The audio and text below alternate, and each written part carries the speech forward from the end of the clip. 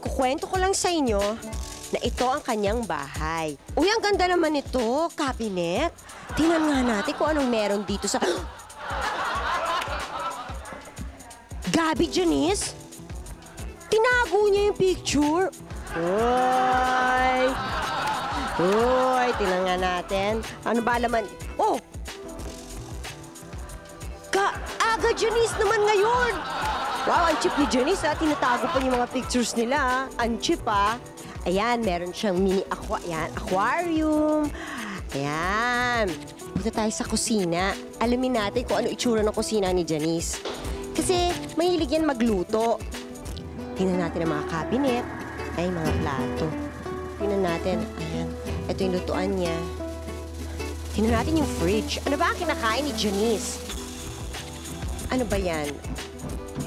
Ay, may nagpupukpok. Juice, milk. Puro naman para sa mga bata. Ah, sangkatutak na... Ano ba ang tawag dito? Gatorade. Thirst-quenching stuff. Gelatin. Siguro para sa mga bata yan. Bakit parang puro condiments ang meron dito? Siguro kaya pumapayat si Janice. Siyempre may chocolate siya. Dahil yan ang favorite ko ni Janice. Chocolate na time out. Tingnan natin ang freezer. Kumakain ba siya ng manok? Kumakain ba siya ng tosino? Kumakain siya ng... Ano ire? Ay, kunyari, meron pa siyang chicken bacon. Kasi lower in fat yun kesa sa ano eh. Parang ini-invade ko talaga yung kanyang freezer. Ay, walang laman. Ay, kaya naman pala pumapaya to si Janice eh. Pero tinan nyo to, alik kayo. Yan.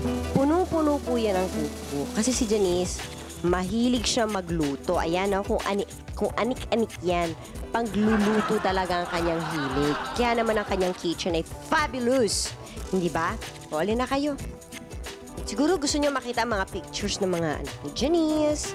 Yan. Tingnan natin yan. Yan. Yan ang kanyang mga children.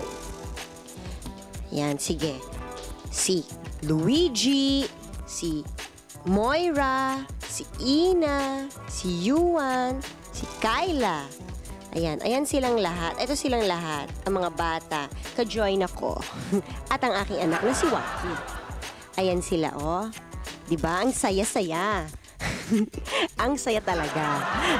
Kaya pagpapatuloy pa po ang saya dito lang sa Sis, huwag kayong alis. Mare, happy birthday! Ang bihira. After several years na magkasama tayo, tapos nahinto na hindi tayo nagkasama, eh hindi na kita nabati talaga ng every year thereafter tuwing birthday mo. At sa kauna-una ang pagkakataon, ngayon pa lang ulit. So, tama yung sinabi mo that you're already a woman. Matagal ka ng woman. And you're a very strong person.